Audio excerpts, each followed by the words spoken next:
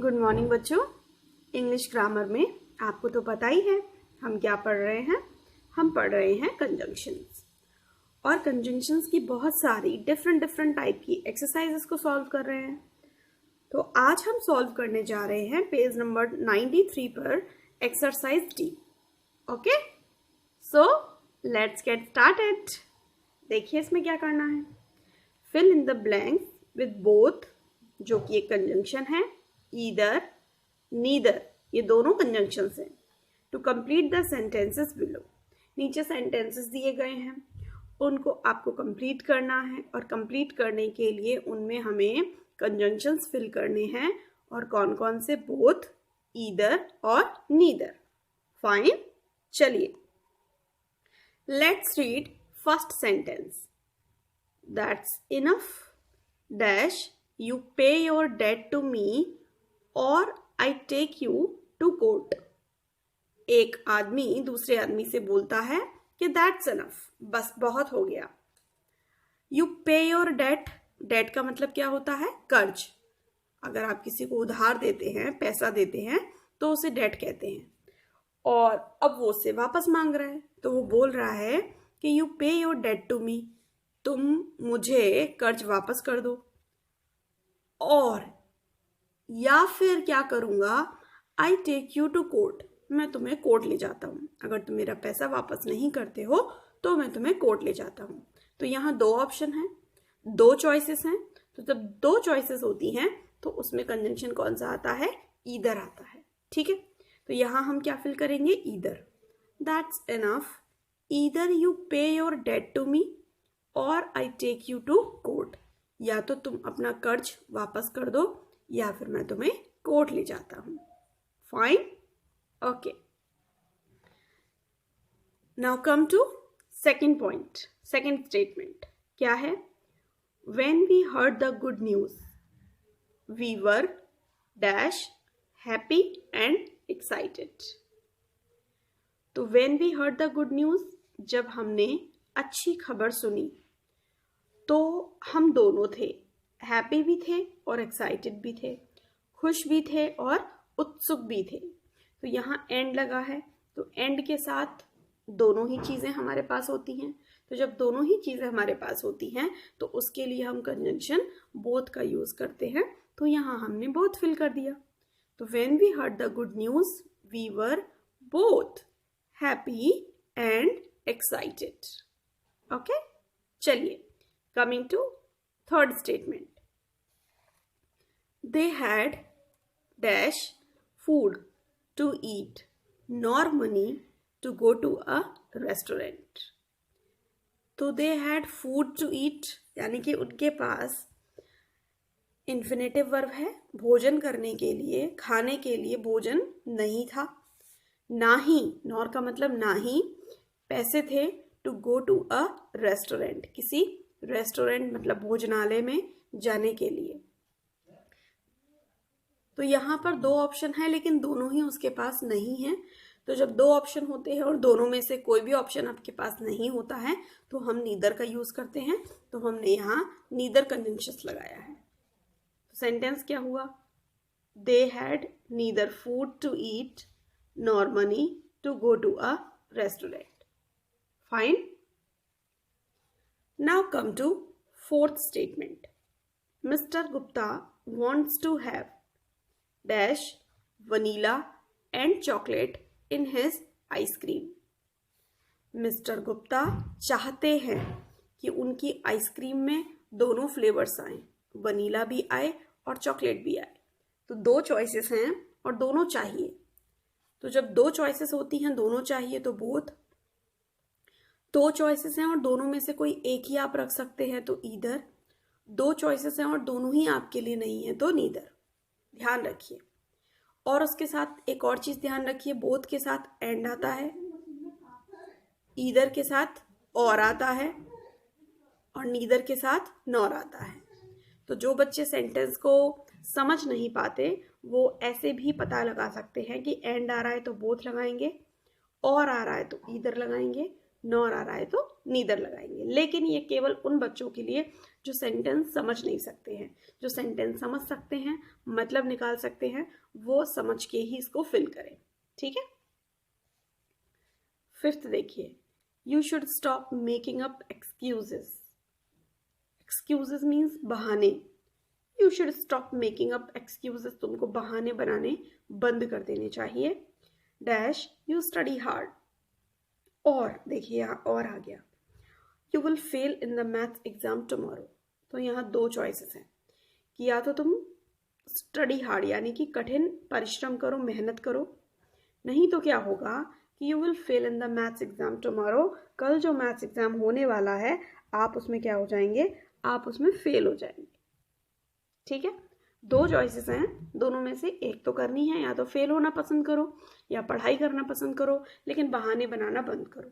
तो यहाँ हम 2 चॉइसेस में से एक चॉइसेस हम ले सकते हैं, तो ईदर लगाएंगे, ईदर यू स्टडी हार्ड और you will fail in the maths exam tomorrow.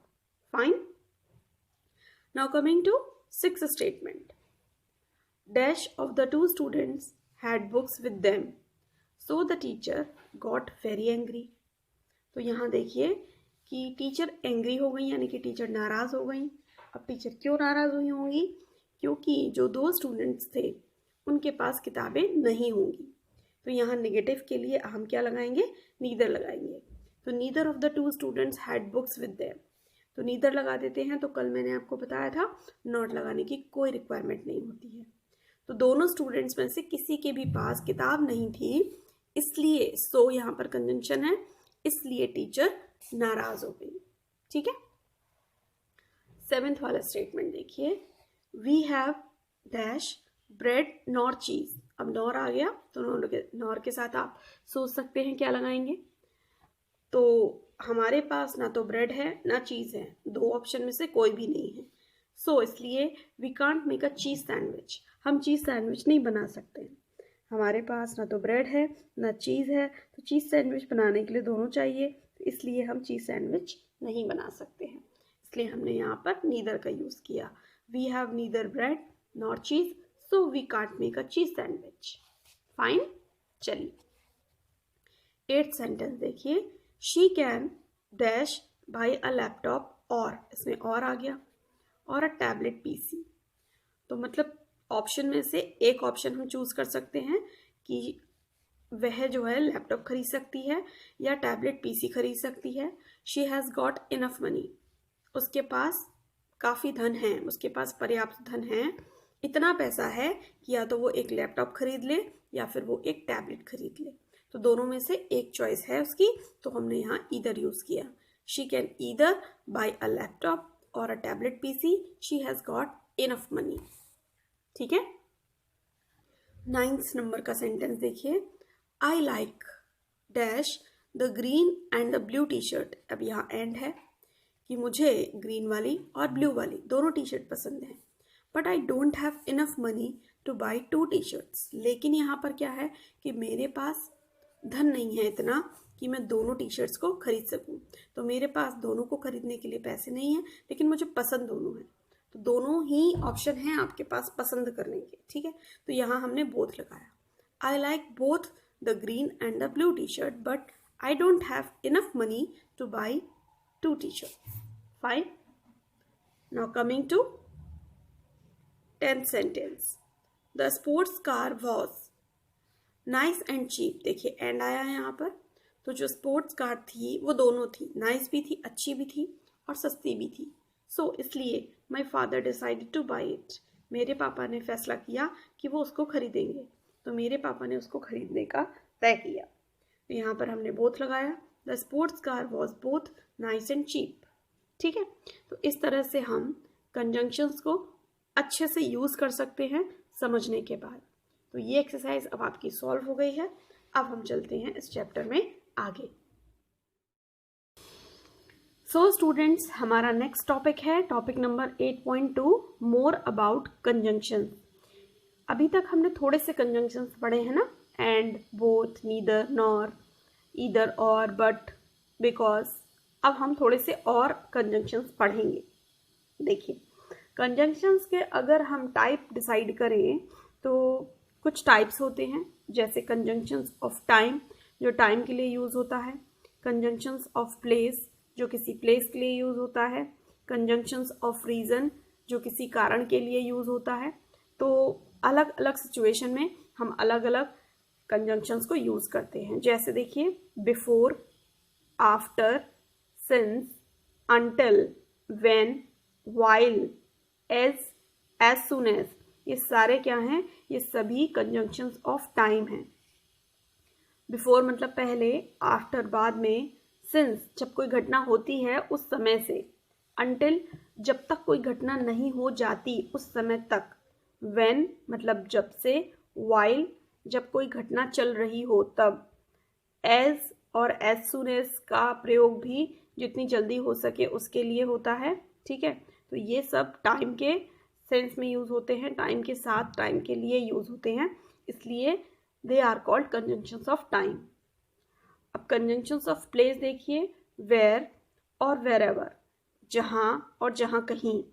ठीक है, कोई भी जगह जहाँ या जहाँ कहीं, तो ये कंजंक्शंस ऑफ प्लेस हैं। अब कंजंक्शंस ऑफ रीज़न, जिसमें आप कोई काम करने के पीछे का कारण बताते हो कि आप स्कूल नहीं गए क्योंकि कंजंक्शन है, आपने याद नहीं किया चूंकि सिंस आया कंजंक्शन है, एज का मतलब भी क्योंकि है, इन केस का मतलब अगर ऐसी स्थिति हो जाए तो यहाँ पर इन केस लगाते हैं। तो ये सारे के सारे कंजंक्शंस ऑफ रीज़न हैं। ठीक है,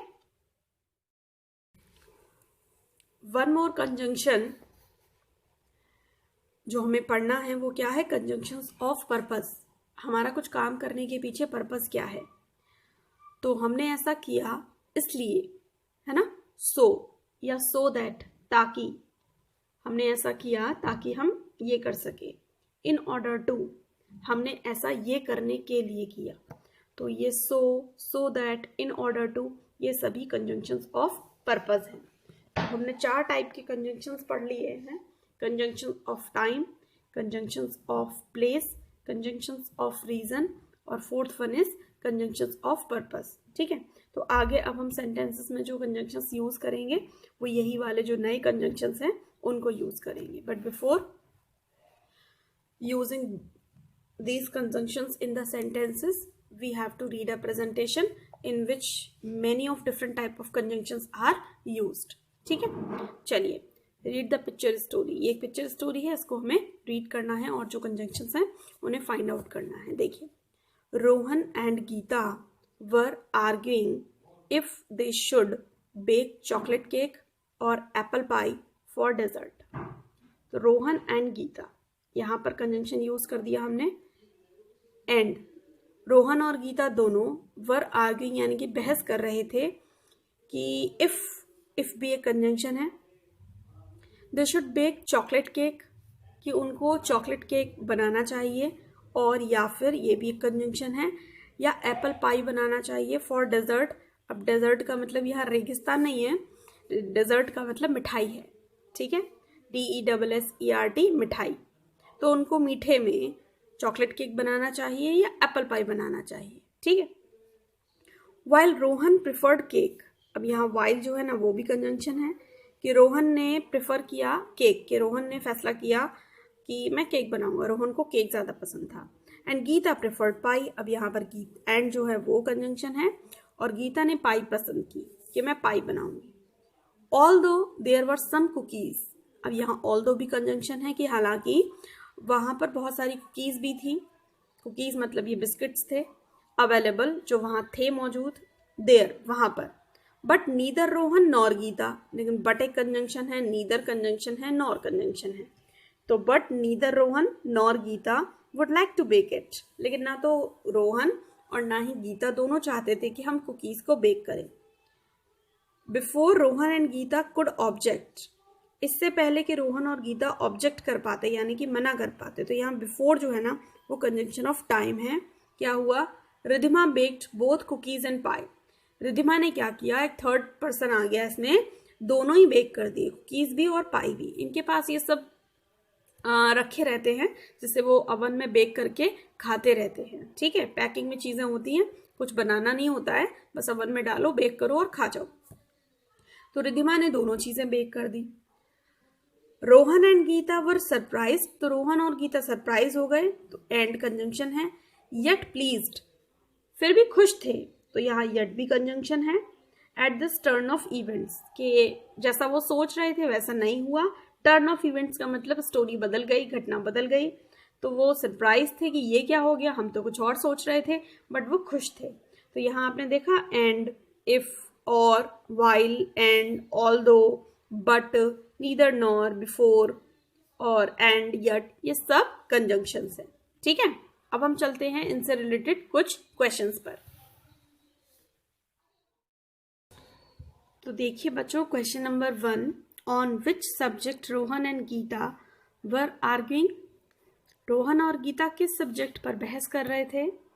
तो हम इसका आंसर क्या लिख सकते हैं कि Rohan and Geeta were arguing on baking chocolate cake और एप्पल पाई। थोड़ा सा मॉडिफिकेशन तो करना पड़ता है, ऐसा नहीं है कि जो लिखा है आप उसी में से बनाकर लिख दें। ठीक है, तो ऑन विच सब्जेक्ट, तो Rohan and Geeta were arguing on baking chocolate cake और एप्पल पाई। ठीक है, what did Rohan and Geeta not want to bake. Rohan और गीता क्या चीज थी जो बेक करना नहीं चाहते थे? इसका कैसे आंसर लिखेंगे? Rohan and Geeta did not want to bake cookies. Rohan और गीता क्या बेक करना नहीं चाहते थे? कुकीज को बेक करना नहीं चाहते थे। ठीक है, how did Ridhima surprise everyone. Ridhima ने कैसे सबको सरप्राइज कर दिया इन द स्टोरी अबव, जो ऊपर हमने स्टोरी पढ़ी है उसमें। तो रिधिमा सरप्राइज्ड एवरीवन, रिधिमा ने सबको सरप्राइज कर दिया by baking both cookies and pie. ठीक है, जब हम बोथ यूज करते हैं, दोनों ऑप्शंस लगा देते हैं, तो एंड तो लगाना ही होता है। तो रिधिमा सरप्राइज्ड, डिड हट गया है तो सेकंड फॉर्म लगेगी ना। तो Ridhima surprised everyone by baking both cookies and pie. So these are the answer of these questions. Okay. Now coming to exercise B on page number 94. Fill in the blanks with suitable conjunctions. तो इसमें 10 sentences हैं, उनमें आपको conjunctions fill करने हैं, लेकिन choice नहीं है। अब आपको अपनी तरफ से सोचना है कि हम यहाँ कौन सा conjunction use करें। Fine. Okay. मैं फर्स्ट सेंटेंस पढ़ती हूँ आपके लिए। I will not speak to you. मैं तुमसे बात नहीं करूंगी। अब यहाँ पर क्या आ रहा है आपके दिमाग में? पहली चीज, क्यों बात नहीं करोगी? यानी कि आप पूछ रहे हैं conjunction of reason. You don't obey me, मैं तुमसे इसलिए बात नहीं करूंगी क्योंकि तुम मेरी बात ही नहीं मानते हो। यू डोंट ओबे मी। तो यहाँ पर कंजंक्शन ऑफ रीजन के लिए सबसे अच्छा जो कंजंक्शन होता है वो क्या होता है? बिकॉज होता है। तो हमने ये लगा दिया, I will not speak to you because you don't obey me. ठीक है ना? तो आपको सेंटेंस का पहला पार्ट पढ़ने के बाद जो फीलिंग आए, आप समझ लीजिए कि आपको वही कंजंक्शन यूज करना है। सेकंड देखते हैं, Nalini went to school. Nalini school चली गई। ठीक है, अब हमें अभी कोई फीलिंग नहीं आ रही है, दूसरा पार्ट पढ़ना पड़ेगा। मानव स्टेड एट होम। अब देखो, दो लोगों के बारे में बात कर रहे हैं, तो यहाँ आइडियाज कैसे हैं? कंट्रास्टिंग, कि नलिनी तो स्कूल चली गई, माधव घर पर ही रहा। दो अलग अलग बातें हैं। तो जब दो कंट्रास्टिंग आइडियाज होते हैं तो क्या करते हैं? कंजंक्शन को बट के फॉर्म में यूज करते हैं, यानी कि हम बट यूज करेंगे यहाँ पर। Nalini went to school but Manav stayed at home.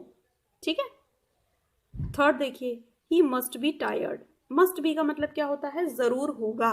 जैसे शी मस्ट बी हंग्री, वो भूखी होगी। ठीक है, तो ही मस्ट बी टायर्ड, वह थका होगा, वह थका होगा। क्यों थका होगा?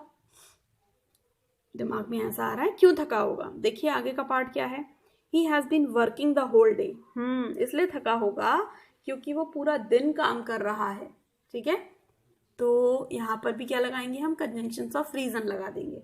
तो बिकॉज सबसे अच्छा है, तो he must be tired because he has been working the whole day. ठीक है, नेक्स्ट देखिए, you will not go to play. तुम खेलने नहीं जाओगे। क्यों नहीं जाओगे? देखते हैं नेक्स्ट पार्ट क्या है, यू फिनिश योर होमवर्क। तो यहाँ पर रीजन नहीं दिया है कि तुम खेलने नहीं जाओगे का रीजन दिया हो, यहाँ पर ये दिया है कि तुम अपना काम खत्म करो। तो यहाँ हम लगा सकते हैं कंजंक्शन ऑफ टाइम, कि उस टाइम तक तुम खेलने नहीं जाओगे जब तक तुम अपना काम खत्म नहीं कर लेते। तो जब तक आप कोई काम नहीं कर लेते उसके लिए हम लगाते हैं until। तो you will not go to play until you finish your homework. ठीक है, जब तक आप अपना होमवर्क फिनिश नहीं कर लेते हो उस टाइम तक, until उस टाइम तक you will not go to play, आप खेलने नहीं जाएंगे। ठीक है, फिफ्थ सेंटेंस देखिए, आई विल लीव अर्ली, मैं जल्दी चला जाऊंगा। क्यों चले जाओगे? अच्छा, सेंटेंस का दूसरा पार्ट क्या है? Dash you will give me a pen. You will give me a pen यानी कि आप मुझे पेन दे दें, आप मुझे पेन दे दें। तो यहां पर हमने कौन सा कंजंक्शन यूज किया? हमने इफ का यूज किया। ठीक है, if you will give me a pen, नहीं, इफ नहीं सूट कर रहा है यहां पर, किसी ने फिल किया हुआ है तो ये गलत फिल किया हुआ है, इफ नहीं सूट कर रहा है यहाँ पर। तो यहाँ हमें कुछ और बेहतर कंजंक्शन सूट नहीं कर रहा है ना।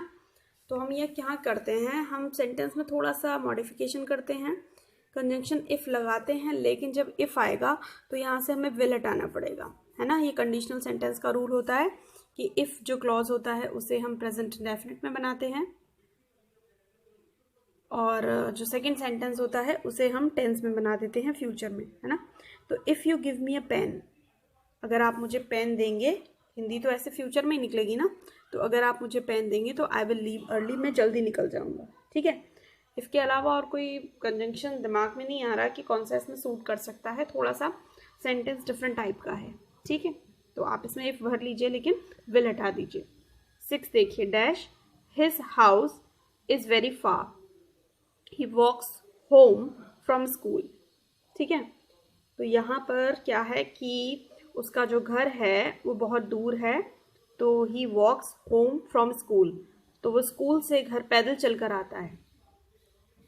तो ऐसा कैसे हो सकता है कि घर दूर है तो पैदल चलेगा? तो इसलिए हमने यहाँ पर नॉट लगाया है कि his house is not very far.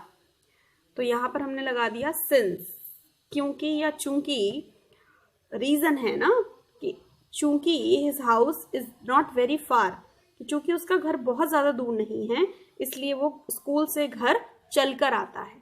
ठीक है, तो यहाँ कंजंक्शन हमने सिंस का यूज किया। 7th देखिए, he is short. He short का मतलब वो छोटा है। ही रन्स वेरी फास्ट, वो बहुत तेज भागता है। अब ये कंट्रास्टिंग आइडियाज हैं, क्योंकि तेज भागने के लिए पैरों का लंबा होना सही माना जाता है, लेकिन वो छोटा होने के बावजूद भी तेज भागता है। तो कंट्रास्टिंग आइडियाज के लिए बट लगाएंगे, तो he is short but he runs very fast. ठीक है, 8th देखिए, वी कैन नॉट लीव, हम जा नहीं सकते हैं। द बेल रिंग्स, घंटी नहीं बजती है। तो जब तक घंटी नहीं बजती है तब तक हम जा नहीं सकते हैं। तो जब तक कोई काम नहीं हो जाता है तब तक के लिए until लगाते हैं। तो we can not leave until the bell rings, जब तक घंटी नहीं बज जाती है तब तक हम नहीं जा सकते हैं। ठीक है, नेक्स्ट देखिए, आई रीड अ बुक, मैंने एक किताब पढ़ी। यहाँ पास्ट में है ना, इसलिए मैंने यहाँ पढ़ी निकाला है। तो I read a book, I was waiting for you. तो मैंने किताब पढ़ ली। क्यों पढ़ ली? क्योंकि मैं तुम्हारा इंतजार कर रहा था, तुम आए नहीं, मैं फ्री था तो मैंने किताब पढ़ ली। तो फ्री टाइम का अच्छा इस्तेमाल क्या होता है कि जब भी आपको कभी भी फ्री टाइम मिले आप कुछ ना कुछ सोचना या पढ़ना स्टार्ट कर दें, है ना, कुछ ध्यान से देखना स्टार्ट कर दें जो आपने इससे पहले ना देखा हो।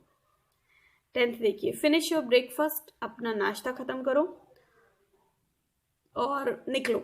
यू लीव, तो निकलने से पहले इसमें कंजंक्शन लगाएंगे, बिफोर यू लीव, निकलने से पहले अपना जो ब्रेकफास्ट है वो फिनिश करो।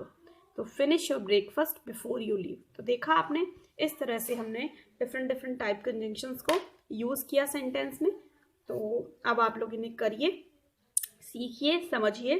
नेक्स्ट वीडियो में हम कंजंक्शन से रिलेटेड कुछ और एक्सरसाइजेस को सॉल्व करेंगे। Till then keep watching my videos बच्चों। ओके, घर पे रहो, सुरक्षित रहो। Bye bye.